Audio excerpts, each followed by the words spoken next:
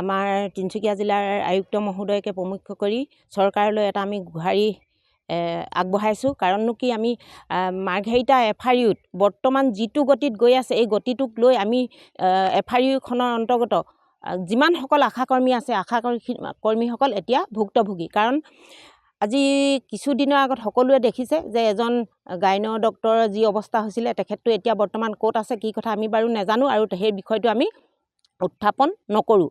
এতিয়া যিসকল প্ৰসূতিক খুব কম পইচাত বা পইচা নোলোৱাকৈ যিসকলে ইয়াত সোনোগ্ৰাফি কৰি থকা আছিল, এতিয়া আমি শুনিবলৈ পালোঁ সেই ডক্টৰজনকো ইয়াৰ পৰা ট্ৰেন্সফাৰ কৰিছে।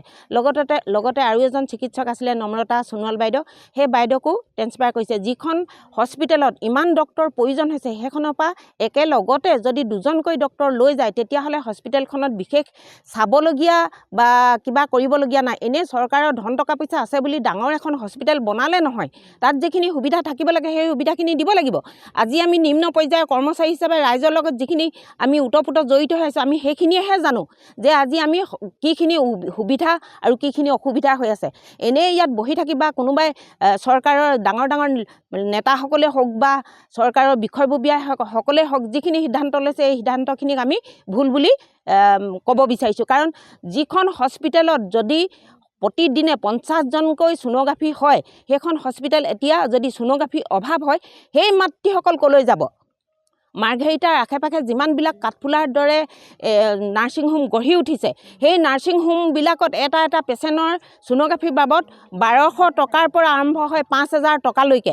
আমাৰ গাঁৱৰ মহিলাসকলৰ, আমাৰ গাঁৱৰ প্ৰসূতিসকলৰ এটা সোনোগ্ৰাফিৰ বাবে ইমান পইচা দিবলৈ সামৰ্থ্য নাই।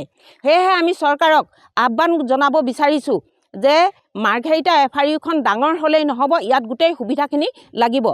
কিছুদিনৰ আগতে শিশু চিকিৎসকজনক মাৰ ধৰ কৰি আঁতৰাই দিয়া হ'ল। তেখেতকো যেতিয়া বিশেষ একো বিহিত ব্যৱস্থা নল'লে, তেখেতেও ৰিজাইন মাৰি এতিয়া খুব সুন্দৰভাৱে তেখেতে পইচা ঘটি আছে। কিন্তু অসুবিধা কাৰ হৈছে? আমাৰ হৈছে, আমাৰ আশাসকলৰ হৈছে। আমাৰ আশাসকলৰ সন্মুখত এটা কেঁচুৱাই যেতিয়া যান্ত্ৰণাত ছটপটাই থাকে, আমাৰ ওচৰত মাত নাইকিয়া হৈ যায়। আমি ক'লৈ পঠিয়াম?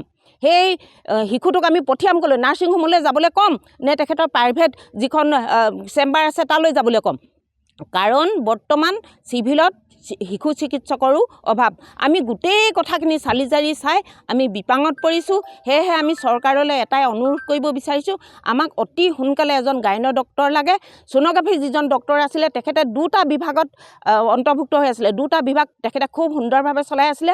কেটেটেং ব্লক PHCখনৰ তেখেত এজন ছুপাৰিণ্টেণ্ডেণ্ট হিচাপে তেখেতে সেইখন PHCত যিখিনি কাম কৰিব লাগে সেইখিনিও কৰি আছে, লগতে সোনোগ্ৰাফি কৰি আছে। এই 2টা সুবিধা কৰি দিয়াৰ পিছত তেখেতক ঘপককৈ যেতিয়া লৈ যাবলগীয়া হৈছে, আমাৰ মানে মূৰত সৰগ ভাগি পৰাৰ দৰে হৈছে। সেইকাৰণে আমি আপোনালোকৰ চেনেলৰ যোগেদি বিনম্ৰ অনুৰোধ কৰিছোঁ, তেখেতক যাতে কিছুদিনৰ বাবে হ'লেও ইয়াত বাহাল ৰাখে, আমি এইটোৱে অনুৰোধ কৰিছোঁ। তেখেতে কৈছে যে মাৰ্ঘেৰিটাবাসীৰ যিটো অসুবিধা, সেইটো মোৰো অসুবিধা, আৰু আপোনালোকক ভালকৈ যদি মই সুবিধা কৰি দিব পাৰোঁ, সেইটোৱে মোৰ বাবে এটা গৌৰৱৰ কথা। তেখেতক আমি যেতিয়া স্মাৰকপত্ৰখন প্ৰদান কৰিছোঁ, তেখেতে কিন্তু কৈছে যে এইটো চৰকাৰৰ ৰুল হয়। তথাপিতো মই এজন ইয়াৰ বিষয়ববীয়া হিচাপে মোৰ আণ্ডাৰত যেতিয়া নেকি এই বিষয়টো উত্থাপন হৈছে, মই কাক জনাব লাগে গোটেই কথাখিনি অলৰেডি জনাম।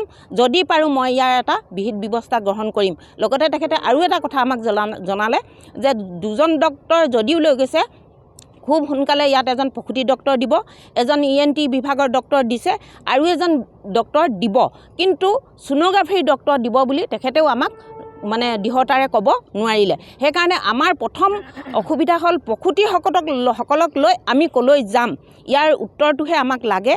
আৰু সেয়েহে আমি পুনৰবাৰ কৈছোঁ আৰু পুনৰবাৰ আমি অনুৰোধ কৰিছোঁ যে আমাক প্ৰসূতি ডক্টৰজনক যাতে মাৰ্ঘেৰিটা FRUতে বাহাল ৰাখে, তাৰ বাবে আমি অনুৰোধ জনাইছোঁ। যিকোনো খবৰৰ বাবে যোগাযোগ কৰক 7099017330, লগতে 7099017110 নম্বৰত।